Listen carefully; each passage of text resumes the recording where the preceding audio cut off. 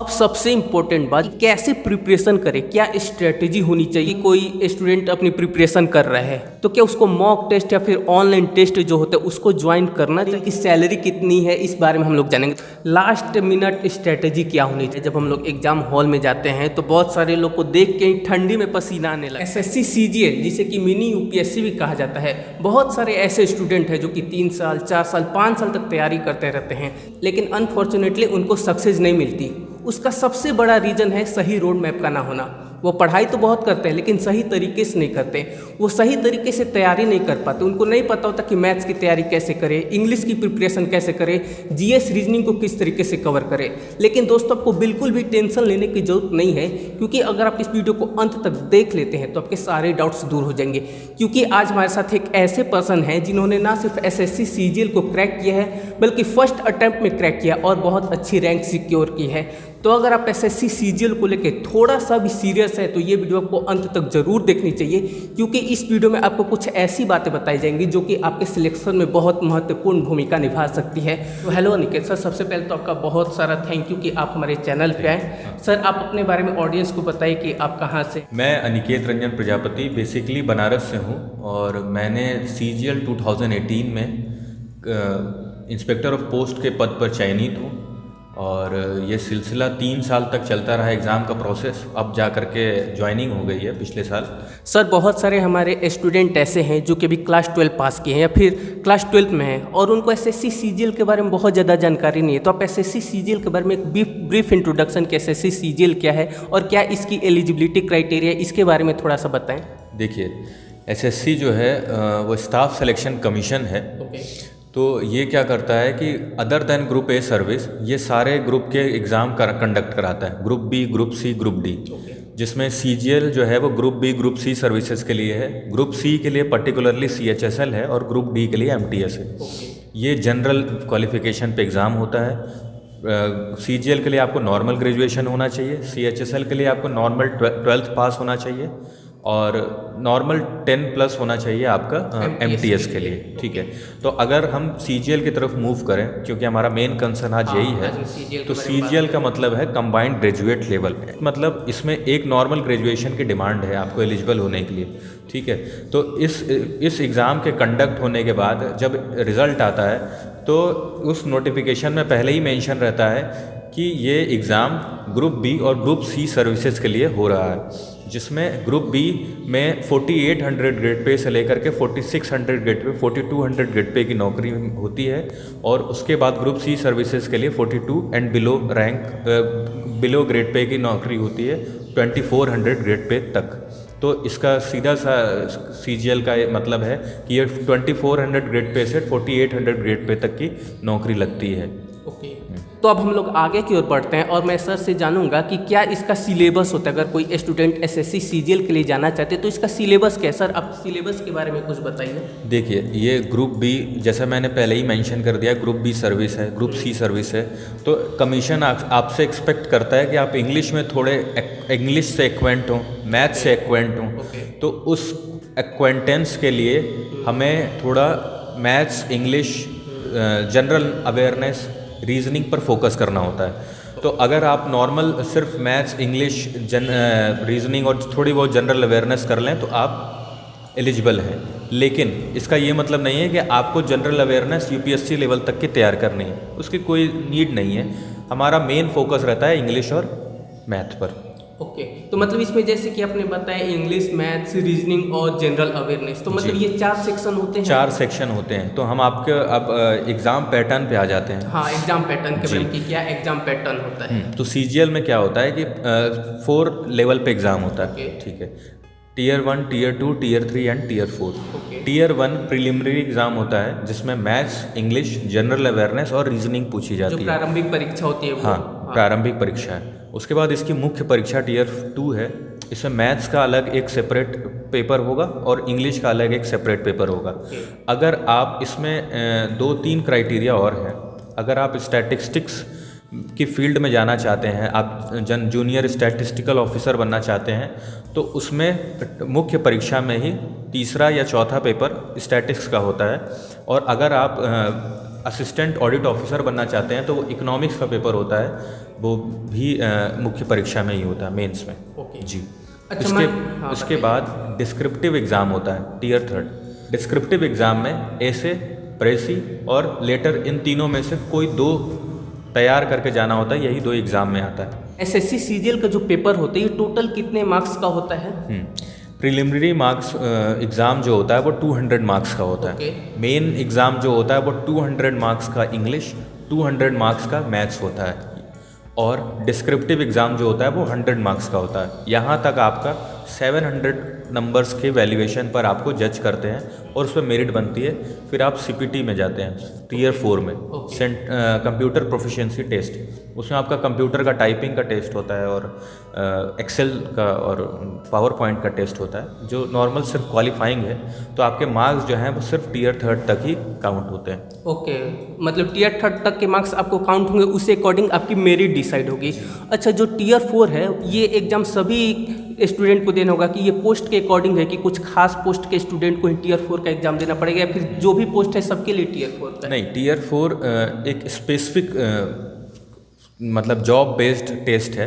इसमें कुछ जॉब में ही सिर्फ सीपीटी मतलब कंप्यूटर प्रोफिशिएंसी टेस्ट होता है, और कुछ जॉब में टाइपिंग का टेस्ट होता है। अच्छा। तो ये कुछ स्पेसिफिक जॉब के लिए है। जैसे अगर आप इनकम टैक्स में tax assistant, indirect taxes CBIC में टैक्स असिस्टेंट की जॉब भरते हैं, मतलब उसके लिए अपीयर होना चाहते हैं, तो आप टाइपिंग टेस्ट दे सकते हो, जो कि बहुत ज़्यादा इजी होता है, 27 वर्ड पर मिनट होता है।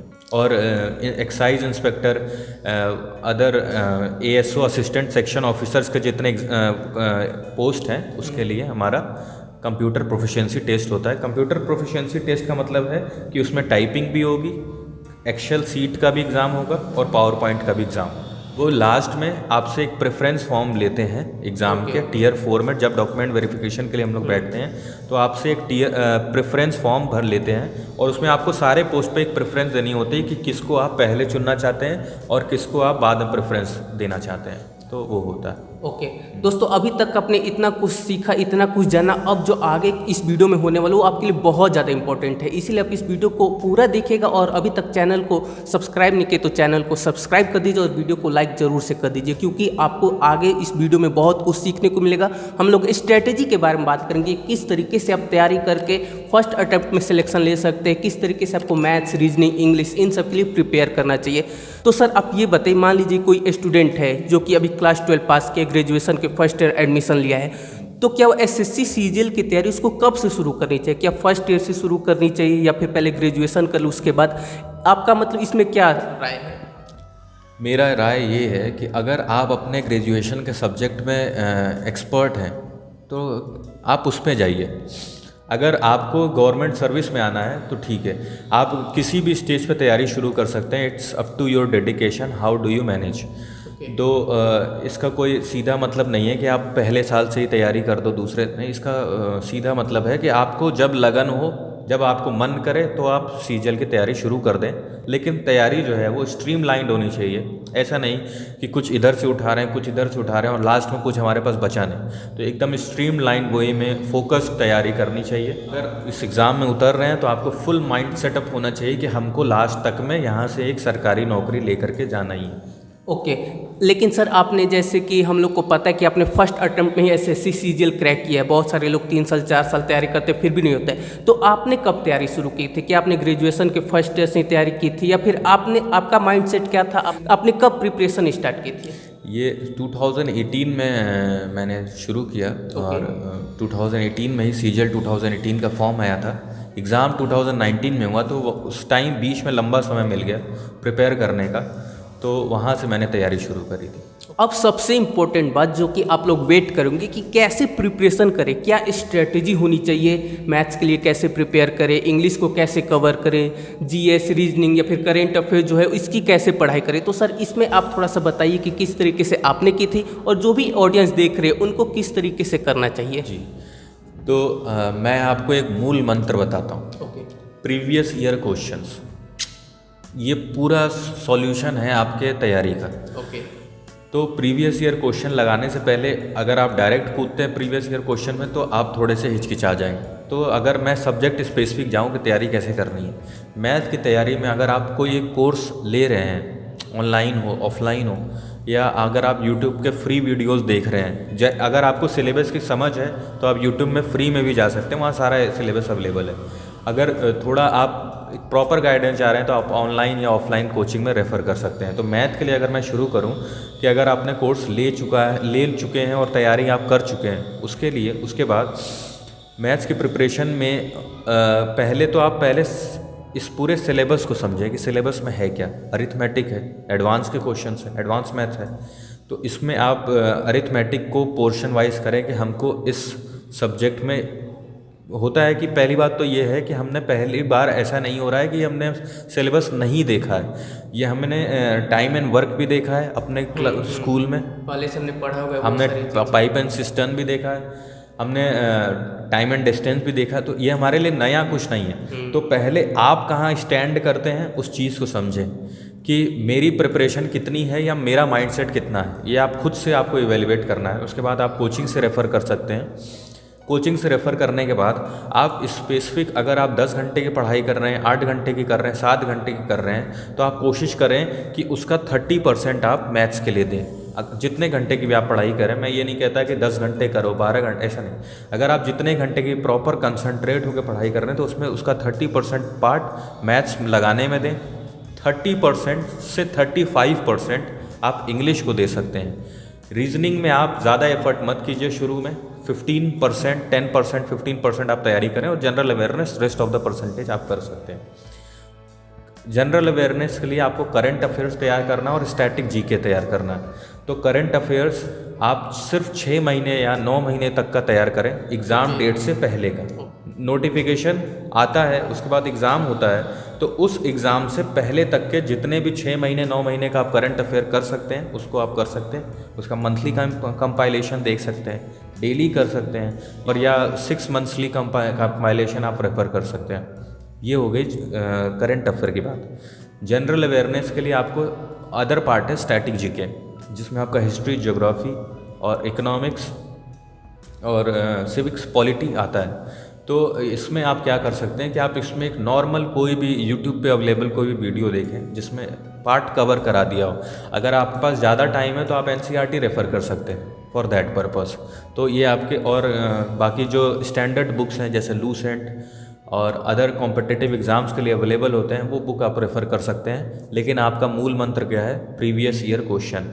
वो आपको बता देगा कि आपकी तैयारी कैसे करनी, आपको तैयारी कैसे करनी, आपको किस सेक्शन में कितना इनपुट देना है, वो आपको प्रीवियस ईयर क्वेश्चन बता देगा।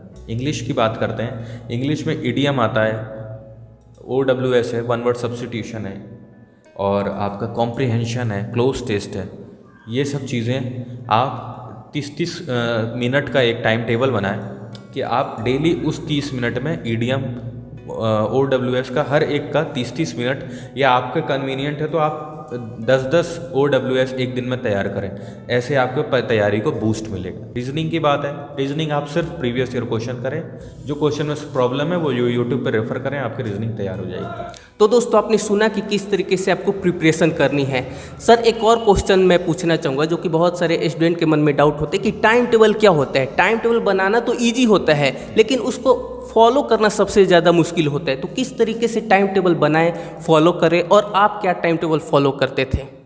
शुरुआत मैं अपने से करूँगा कि मैं कैसे टाइम टेबल प्रिपेयर करता हूँ। मैथ्स, इंग्लिश और जनरल अवेयरनेस, मेरा फोकस इन्हीं सब पे रहता था। रीजनिंग तो एक पार्ट है, वो 1 घंटे में फिनिश हो जाता है, आधे घंटे में।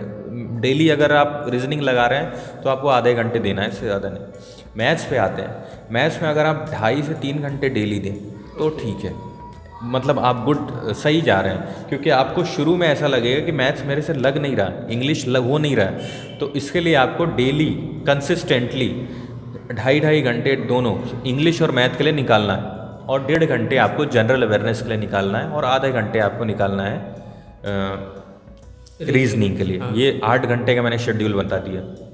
तो अगर आप 3 घंटे इंग्लिश और मैथ में लगाते हैं तो आपके लिए सफिशिएंट है। सर बहुत बार ऐसा होता है कि जब कोई स्टूडेंट अपनी प्रिपरेशन स्टार्ट करता है, क्वेश्चन वगैरह सॉल्व करने की कोशिश करता है, जैसे कि आपने बोला प्रीवियस ईयर क्वेश्चन, तो प्रीवियस ईयर क्वेश्चन को देखता है तो जब वो सॉल्व करते हैं तो उससे सॉल्व नहीं हो पाता है, या फिर सॉल्व होता भी है तो बहुत ज़्यादा टाइम लग जाता है, तो वो बहुत ज़्यादा डीमोटिवेट हो जाता है। तो इस चीज़ को कैसे ओवरकम करें, इसको मतलब कैसे हैंडल करना चाहिए इस चीज़ को?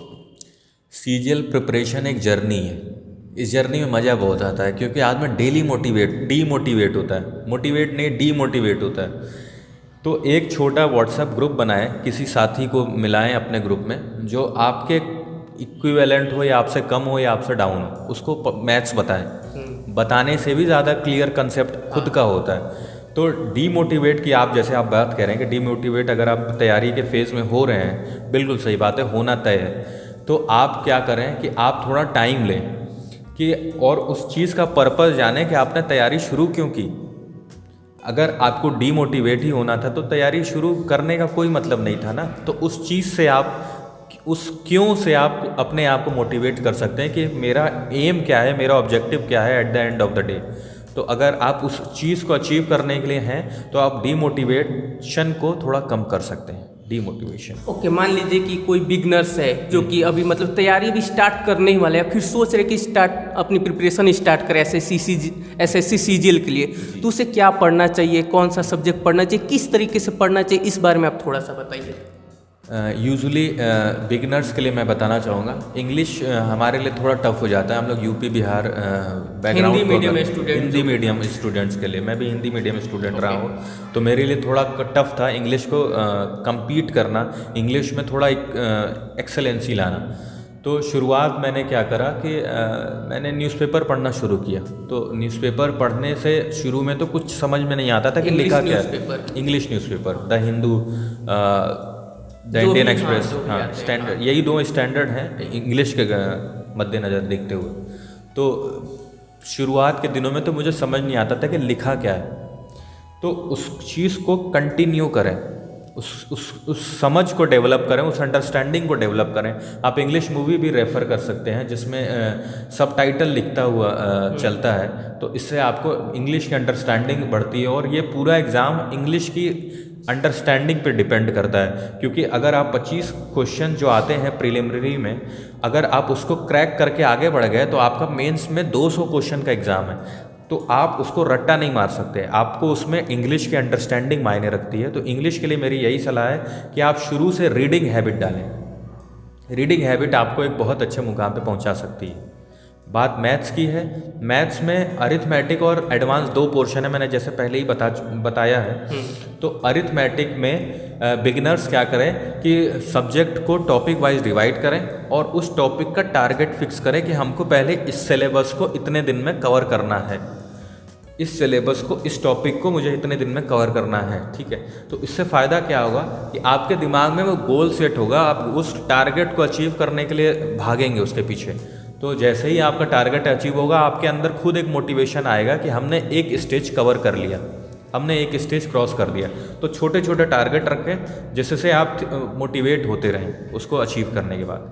सर जैसे कि आपने बताया कि मतलब स्मॉल टारगेट से लेकर चले, तो मतलब इसका मतलब क्या, थोड़ा सा आप इसको और समझाएं। छोटे टारगेट का मतलब है कि आप एक दिन में एक क्वेश्चन, मतलब दिमाग में ये सेट करें कि मुझे आज 25 क्वेश्चन करने हैं मैथ्स के।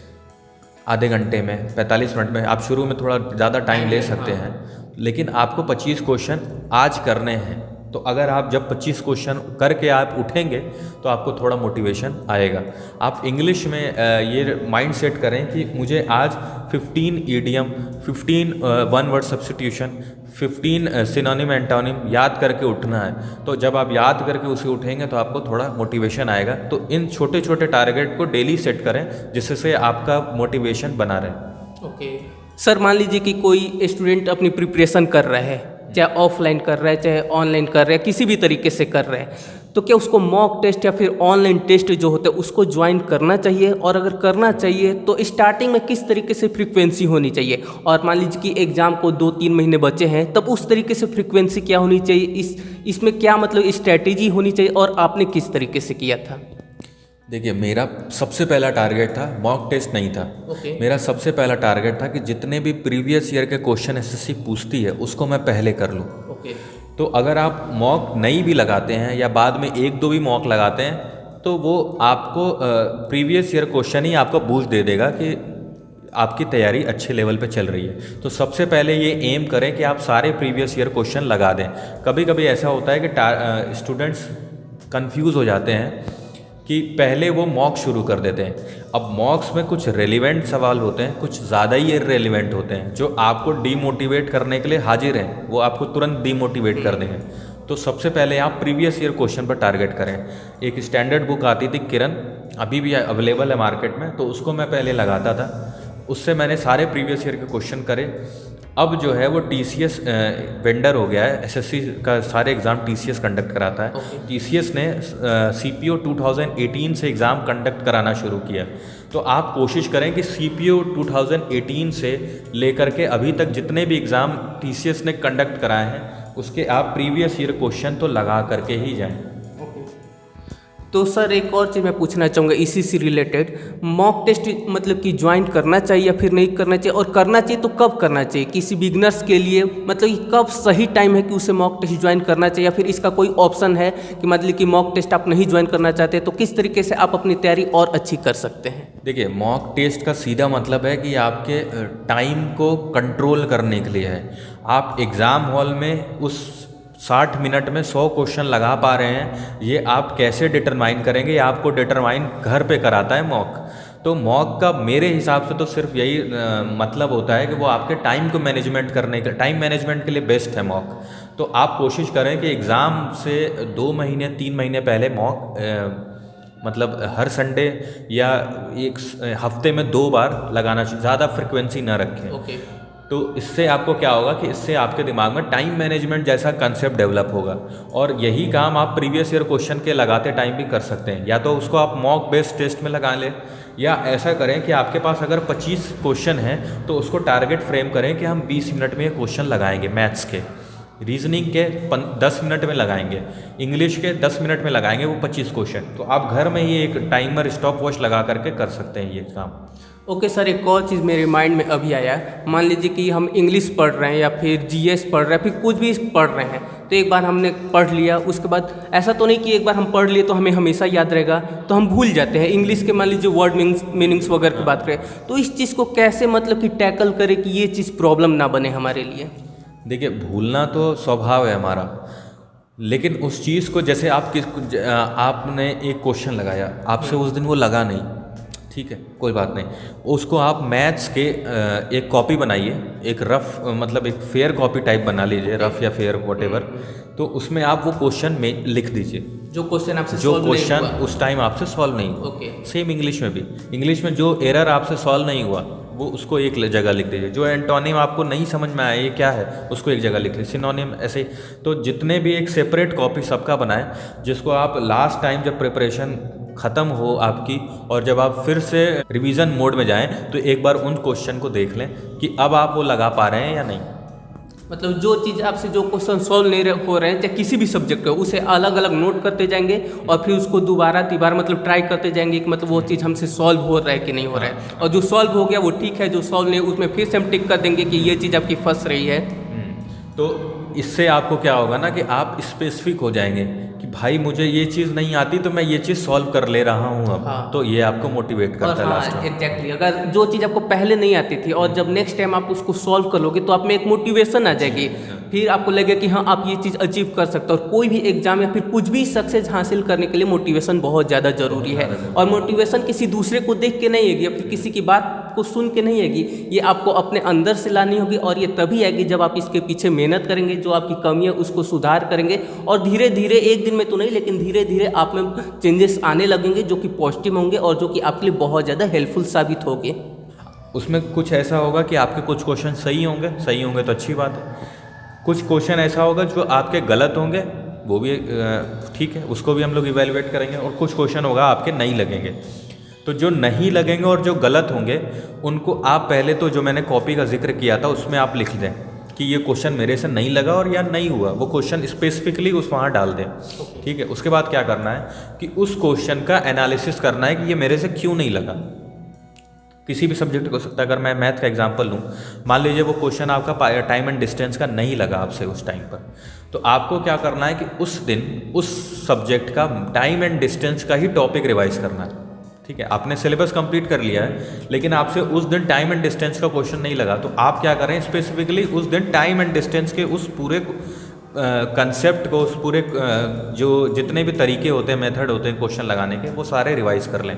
इससे आपको क्या होगा, इससे आपको बूस्ट आएगा। इंग्लिश की बात करें, इंग्लिश में आपका एक एरर गलत हुआ, और एरर में जब आप उसमें आंसर देख रहे हैं तो आपको पता चले ये नाउन का एरर था, नाउन इसमें गलत था और ये नाउन की एरर है। तो आप क्या कर सकते हैं, उस दिन पूरा नाउन पढ़ लें। तो क्या होगा कि एक दिन में एक क्वेश्चन की वजह से आपका वो पूरा टॉपिक फिर से रिवाइज हो जाएगा। तो ऐसे मल्टीपल रिवीजन, ऐसा नहीं कह रहा हूँ कि मैं हर दिन नया चीज़ पढ़ो, बिल्कुल नहीं। एक बार सिलेबस ख़त्म करो और उसका मल्टीपल रिवीजन करो। मल्टीपल रिवीजन करने में क्या होता है कि 80% चीज़ें जो है आप वो पुरानी रिकॉल करते हैं, और सबसे बढ़िया चीज़ यही है कि आप 80% चीज़ें रिकॉल कर पाएँ, और 20% कभी कभी नया कंसेप्ट, नई चीज़ें आती रहती हैं, तो वो आप उसको ऐड ऑन करते जाएँ उस कॉपी में। ओके सर ने यहाँ पे एक बहुत ही इंपॉर्टेंट चीज़ बोली कि मान लीजिए कि आपका कोई क्वेश्चन नहीं हुआ है, तो उससे रिलेटेड उसके जो भी बेसिक्स है या फिर जो भी चीज़ उसको पूरा पढ़िए। इससे आपको एक फ़ायदा और होगा, मान लेते कि आपने किसी और क्वेश्चन के लिए वो दोबारा रिवाइज किया, लेकिन दोस्तों और दूसरा क्वेश्चन होगा, अगर उस चीज़ को आप एक बार रिवाइज कर लेते हैं तो उसकी वजह से आपके और कई सारे क्वेश्चन सॉल्व हो जाएंगे, क्योंकि आपका एक कॉन्सेप्ट तो क्लियर हो गए, उसके साथ साथ आपके और कई सारे कॉन्सेप्ट क्लियर होंगे और आपकी रिवीजन भी बहुत अच्छी से हो जाएगी। एक चीज़ मैं यहाँ पे और मॉक टेस्ट से रिलेटेड पूछता हूँ, मान लीजिए कि सिलेबस है, ओके, तो कितना सिलेबस कंप्लीट होने के बाद मॉक टेस्ट ज्वाइन करना चाहिए? क्योंकि बहुत सारे लोगों से मैंने सुना है कि जब आपका 70% सिलेबस कवर हो जाए तभी मॉक टेस्ट ज्वाइन करें, उसके पहले मॉक टेस्ट ज्वाइन करने का कोई मतलब नहीं, आपका टाइम वेस्ट होगा। उसके पीछे का रीज़न ये होता है कि मान लीजिए कि मॉक टेस्ट हम तभी तो ज्वाइन करेंगे जब हम कुछ पढ़े हुए हो। अब हम बिना कुछ पढ़े मॉक टेस्ट ज्वाइन कर ले, हमें कोई क्वेश्चन सॉल्व भी नहीं होगा, उल्टा हम डिमोटिवेट हो जाएंगे।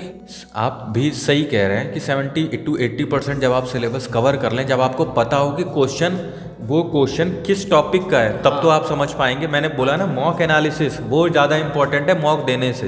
तो जब आप मॉक एनालिसिस कर रहे होंगे तो आपको पता होना चाहिए कि वो टॉपिक जो मेरे से नहीं लगा वो किस टॉपिक का है, वो क्वेश्चन किस टॉपिक का है। तभी तो पता चलेगा जब हम ऑलरेडी पढ़े हुए रहेंगे। बिल्कुल बिल्कुल, तो ये तभी पता चलेगा जब आपको पहले से उस चीज़ों का पता होगा कि ये चीज़ वो तब आ रही है। तो आप 70 to 80% सिलेबस कर लें तो आप मॉक देना शुरू करें। और सिलेबस ऐसा भी नहीं है कि एक दिन में ख़त्म हो जाएगा, सिलेबस तो नेवर एंडिंग है, लेकिन आपको स्पेसिफिक रहना है कि मुझे कितनी परसेंट, कितना, कैसा इनपुट देना है, वो आपका स्पेसिफिक होना चाहिए। तो 70 to 80% syllabus is the requirement. Mock test join करने का ज़्यादा आपको बेनिफिट हो सकते हैं। ओके सर, हमने इतनी बातें कर ली, अब जैसे तैयारी की बात कर ही रही है तो आपको तो पता ही होगा कि तैयारी करने के लिए बुक से अच्छा आपका कोई साथी नहीं हो सकता। आप कुछ भी करना चाहते, बुक आपकी बहुत ज़्यादा हेल्प करता है। तो कौन से सब्जेक्ट के लिए, कौन से सेक्शन के लिए, यानी कि मैथ्स के लिए, इंग्लिश के लिए, अगर आप कोई बुक्स बताना चाहिए जो कि आपके लिए बहुत ज़्यादा हेल्पफुल हो, और बहुत सारे ऐसे स्टूडेंट हैं जो कि चाहते हैं कि बुक से वो तैयारी करके फर्स्ट अटैम्प्ट में सिलेक्शन लेना चाहते हैं, तो उनको कौन सी बुक हेल्प कर सकती है, इसके बारे में आप थोड़ा सा बताइए। तो इंग्लिश की अगर आप बुक पे जाएं तो आप नीतू सिंह की जो स्टैंडर्ड इंग्लिश ग्रामर की बुक है वो आप रेफ़र कर सकते हैं। वो सफिशिएंट है, उतना ही आता है, ज़्यादा नहीं आता। ओके। और इसके लिए MB पब्लिकेशन आप रेफ़र कर सकते हैं। जितने भी ईडीएम है, वन वर्ड सब्स्टिट्यूशन है, फ्रेज़ हैं, आपका कॉम्प्रीहेंशन का टेस्ट है, पैसेज का टेस्ट है, और प्रीवियस ईयर क्वेश्चन, उसमें सारा कंपाइलेशन दे रखा है, तो आप उसको रेफ़र कर सकते हैं फॉर इंग्लिश। और मैथ्स के लिए आप क्या करें कि मैथ्स में आप एक बार राकेश यादव की बुक रेफ़र कर लें, एडवांस मैथ्स की। अरिथमेटिक भी कर सकते हैं आप, और उतना ही करना सफिशिएंट है, उसके अलावा और कुछ नहीं करने की ज़रूरत है। ओके, जो भी बुक्स है मैं आपको उसका लिंक डिस्क्रिप्शन में दे दूंगा, तो आपको वहाँ से अगर परचेस करना हो तो आप डिस्क्रिप्शन में लिंक है, वहाँ से आप परचेस कर सकते हैं। ओके सर, आपने सब कुछ बताया और आई होप कि आप लोग को समझ में आ रहा होगा। लेकिन अब हम लोग जानते हैं सबसे इम्पोर्टेंट बात कि सर की सैलरी कितनी है। SSC CGL के थ्रू सिलेक्शन हुए तो कौन से पोस्ट पे हुई है और इनकी सैलरी कितनी है, इस बारे में हम लोग जानेंगे। तो सर आप प्लीज़ अपनी सैलरी वगैरह के बारे में, पोस्ट वगैरह के बारे में थोड़ा सा बताइए। देखिए, मैं थोड़ा दुर्भाग्यपूर्ण रहा हूँ कि जब मैंने फॉर्म भरा था तो मेरी एज 20 साल नहीं थी। ओके। तो मैं कुछ पोस्ट के लिए एलिजिबल नहीं था। अच्छा। तो इस वजह से मैं अभी इंस्पेक्टर ऑफ पोस्ट हूँ, डाक विभाग में इंस्पेक्टर के पद पर चयनित हूँ। ओके। और मेरी सैलरी जो है वो 44,900 बेसिक है। ओके। बेसिक सैलरी आप समझते होंगे, मैं सैलरी का आप बता भी सकते हैं कि इसमें बेसिक सैलरी के बाद कुछ अलाउंसेस ऐड होते हैं, जैसे डियरनेस अलाउंस और हाउस रेंट अलाउंस और कुछ travelling TA transportation allowance.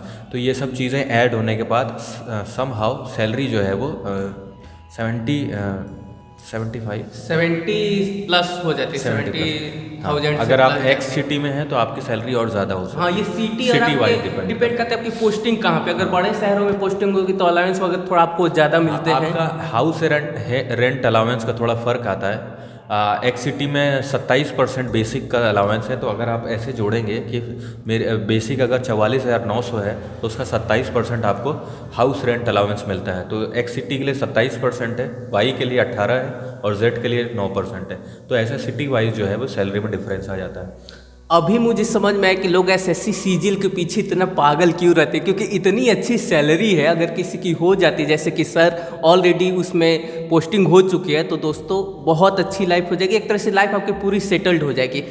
Sir आपने जैसे अलाउंस के बारे में बताया, हाउस अलाउंस मिलता है। इसके अलावा मैंने सुना है और भी बहुत तरह के अलाउंस मिलते हैं और भी बहुत तरह के भत्ते मिलते हैं। तो इसके बारे में थोड़ा सा और मतलब कि आप थोड़ा डिटेल में बताइए, ताकि स्टूडेंट है फिर जो भी ऑडियंस है उनको और ज़्यादा जानकारी मिल सके इस बारे में। क्योंकि एसएससी जो है वो सेंट्रल गवर्नमेंट जो सर्विस प्रोवाइड कराती है, और उसमें पोस्टिंग होती है। तो इसमें अदर अलाउंस होते हैं कि चिल्ड्रन एजुकेशन अलाउंस होता है कुछ, और आपका मेडिकल अलाउंस होते हैं। तो ये सब अलाउंस आपको और मिलते हैं जिससे आप अपनी फैमिली को और ज़्यादा सिक्योरिटी प्रोवाइड करा सकें। ओके सर, एक चीज़ और मैं यहाँ पे जानना चाहूँगा, जैसे कि आपकी जो भी पोस्टिंग हुई है, जिस भी पोस्ट पे हुई है, तो उसमें आगे मतलब प्रमोशन के क्या मतलब कि अवसर हैं? मतलब आगे अगर प्रमोशन होते तो कब होगा, कितने टाइम बाद होगा और क्या प्रोसेस है? या फिर मैंने सुने कि एग्जाम वगैरह भी होते हैं जो भी डिपार्टमेंट पे, उसके थ्रू भी। और मान लीजिए कि आपका नेक्स्ट प्रमोशन होता है तो आप मतलब किस पोस्ट पे कार्यरत होंगे? देखिए, अभी तो मैं लेवल 7 में हूँ। ओके। अगर मैं 7th CPC वेतन आयोग के अनुसार बताऊं तो मैं अभी लेवल 7 में हूँ। मेरी बेसिक जो है वो 44,900 है, ठीक है। और मेरा पोस्टिंग एज एन इंस्पेक्टर है पोस्टल डिपार्टमेंट में, जैसा मैंने पहले ही बताया। नेक्स्ट प्रमोशन मेरा 3 से 4 साल में एक असिस्टेंट सुपरिटेंडेंट ऑफ पोस्ट के लिए होगा, जो कि 4800 ग्रेड पे की नौकरी होगी लेवल 8 में। और उसके बाद अगर आप डिपार्टमेंटल एग्ज़ाम क्लियर करते हैं तो और ज़्यादा फास्ट प्रमोशन है, और इसमें लास्ट तक आप ग्रुप ए सर्विस में पहुंच जाते हैं। कहने का मतलब है कि प्रमोशन के आपको चांसेस मिलते रहेंगे, वो ऑटोमेटिक 3-4 साल बाद भी होगा और डिपार्टमेंटल एग्जाम के थ्रू भी मतलब आगे की ओर आप बढ़ सकते हैं। ओके सर, अब वीडियो के हम लोग अंत में पहुंच ही चुके हैं, लेकिन लास्ट में 2 क्वेश्चन आपसे इंपॉर्टेंट जो 2 क्वेश्चन है मैं आपसे पूछना चाहूँगा। लास्ट मिनट स्ट्रेटेजी क्या होनी चाहिए? मतलब कि 1 महीने बचे हैं, 1.5 महीने बचे हैं, 20 दिन बचे हैं, उस टाइम पे एकदम लास्ट मोमेंट पे क्या स्ट्रेटेजी होनी चाहिए और उस टाइम पे किस तरीके से आपको पढ़ाई करनी चाहिए कि आप में कॉन्फिडेंस बना रहे? Revision is the key of success. Okay. मैं एक लाइन में बता दूंगा आपको। तो लास्ट 1 महीने में आप क्या करो, सिर्फ रिवीजन करो। जितना भी आपने पहले पढ़ रखा है उसको आप रिवाइज करते जाओ। ईडीएम पढ़ रखे हैं उसको फिर रिवाइज करो मल्टीपल टाइम, 1 बार 2 बार 3 बार, ये गिनती नहीं है कि कितना बार रिवीजन करना है, जितना ज़्यादा से ज़्यादा मल्टीपल रिवीजन। तो लास्ट महीने में क्या करना है आपको सिर्फ रिवीजन पे फोकस करना है। और जो क्वेश्चन आपसे पहले नहीं लगे उस पर फोकस करना है कि वो मेरे से क्यों लगे। आपको कंसेप्ट क्लियरेंस पे फोकस करना है कि मेरा कंसेप्ट कैसा है क्वेश्चन टैकल करते टाइम। तो ये सब चीज़ें आप कर सकते हैं last 1 month. Okay, thank you sir. एक और चीज़ मैं यहाँ पे पूछना चाहूँगा, जब एग्ज़ाम का दिन होता है, जब हम लोग एग्ज़ाम हॉल में जाते हैं तो बहुत सारे लोग को देख के ही ठंडी में पसीना आने लगता है। लोग मतलब देख के नर्वस हो जाते हैं कि भाई अब क्या होगा, हाथ पाँव फूलने लगते हैं। तो इस चीज़ को कैसे ओवरकम करें और कैसे मतलब कूल माइंड से वहाँ पे एग्जाम दें? क्योंकि अगर आपका माइंड शांत रहेगा तब आप अच्छी परफॉर्मेंस भी कर पाएंगे। नहीं तो सब कुछ आपको आता रहेगा, लेकिन आप मतलब कि बहुत ज़्यादा डर जाएंगे या फिर नर्वस हो जाएंगे तो आप अच्छी परफॉर्मेंस नहीं कर पाएंगे। तो किस तरीके से एग्जाम के दिन जाके अपना मतलब अपने आप को खुद को कूल रखें और अच्छी परफॉर्मेंस देकर आए, इस बारे में आप कुछ बताइए। मैं इसको रिलेट करूँगा अपने से। सबसे पहले मेरा एग्ज़ाम था मेंस का मैथ का 13 सितंबर को, ठीक है। एग्ज़ाम हॉल में बैठे हैं, एग्ज़ाम शुरू हो चुका है और पहला क्वेश्चन मैं लगाने 100 क्वेश्चन करने 2 घंटे में 120 मिनट में, और पहला क्वेश्चन लगाने बैठे नहीं लगा, दूसरा लगा रहे हैं नहीं लगा, तीसरा लगाए नहीं लगा, चौथा लगाए 1 लगा, 5वां लगाए फिर नहीं लगा, 6वां लगाए फिर नहीं लगा। ऐसे में आदमी होपलेस हो जाता है और एग्ज़ाम गड़बड़ हो सकता है। सब कुछ आते हुए भी आप नर्वस हो जाते हैं। हाँ। कि अरे यार शुरू का क्वेश्चन लग ही नहीं रहा है, अब कैसे एग्ज़ाम टैकल करें, अब कैसे उसमें आगे बढ़ें। तो मेरा मानना यही है कि अगर आप शुरुआत कर रहे हैं तो आपको अंत भी करना है। आप अंत तक लड़ेंगे तभी जीतेंगे। तो मैंने अपने आप को बूस्ट किया कि मैं यहाँ पहले क्वेश्चन पर अटकने के लिए नहीं बैठा हूँ, मैं उस 100वें क्वेश्चन को करने के लिए बैठा हूँ। तो मेरा माइंडसेट ये था कि पहले जो नहीं आ रहा उसको छोड़ो, स्किप करो और आगे बढ़ते जाओ। क्योंकि इस सीजीएल के प्रिपरेशन के टाइम पर आपको ये सीखना पड़ता है कि स्किपिंग करना है क्वेश्चन का, नहीं आ रहा है छोड़ो, आगे बढ़ो, अगले क्वेश्चन को करो। क्योंकि क्वेश्चन कभी ऐसा होता है कि कुछ क्वेश्चन बहुत ज़्यादा टफ होते हैं, कुछ मॉडरेट होते हैं, कुछ इजी होते हैं। तो आपका फोकस होना चाहिए इजी टू मॉडरेट तो कर ही लें, और जो टफ होगा उसको बाद में करके करें। तो लास्ट में मैंने ऐसा किया, और जब मैं वापस 100 क्वेश्चन करने के बाद उस 2 घंटे में जब मैं वापस आया तो पहला क्वेश्चन मुझे इतना आसान लगा कि मैं इसमें क्यों अटका था। तो it's all about your confidence, how you tackle the starting में नर्वस होने की वजह से आती हुई चीज़ भी हम लोग को वहाँ पे क्लिक नहीं करती कि किस तरीके से सॉल्व करें। तो दोस्तों आपने देखा सर ने बहुत अच्छी बात बताई। सर एक और चीज़ मैं इसी से रिलेटेड पूछना चाहूँगा कि जैसे कि कई सारे सेक्शन होते हैं, 4 सेक्शन होते हैं, तो पहले कौन सा सॉल्व करना चाहिए, या फिर अपने ऊपर डिपेंड करता है कि आप जिसमें ज़्यादा कॉन्फिडेंस हो पहले वो सेक्शन सॉल्व कर, मान लीजिए पहले मैथ्स या फिर रीजनिंग जो भी है, या फिर इसकी कोई स्ट्रेटेजी होनी चाहिए? आपका इसमें मतलब कि क्या कहना चाहेंगे आप? देखिए मेरा तो ये था कि जो पहले आ रहा उसको सॉल्व करो। क्योंकि कभी कभी ऐसा होता है कि क्वेश्चन जंबल कर देते हैं लोग, मिक्स कर देते हैं कि कभी जीएस का पहले आ गया, कभी मैथ का पहले आ गया, तो पहले जो आ रहा है वो सॉल्व कर लो। लेकिन अगर स्पेसिफिक तरीके में जाए तो सबसे पहले रीजनिंग से शुरू करें। रीजनिंग आपको बूस्ट देता है कि आप लगा रहे हैं क्वेश्चन को, ठीक है। और उसके बाद आप जाएँ उसमें इंग्लिश पे, इंग्लिश भी आपको बूस्ट देता है। फिर आप जाएं मैथ पे, और जनरल अवेयरनेस के लिए कम से कम समय रखें, क्योंकि वो 25 क्वेश्चन 5 मिनट 4 मिनट में लग जाते हैं। क्योंकि आपको क्वेश्चन पढ़ना, टिक करना, आगे बढ़ना, 1 लाइनर क्वेश्चन होते हैं। तो ऐसा आप कर सकते हैं। रीजनिंग, इंग्लिश, मैथ्स और जनरल अवेयरनेस। रीजनिंग के लिए आपको हार्डली 8 मिनट देना है एग्ज़ाम में। इंग्लिश के लिए आप 8-10 मिनट दे सकते हैं, और जनरल अवेयरनेस के लिए मैंने बताया 5 मिनट। बाकी जितना टाइम बच रहा है आप मैथ को दें।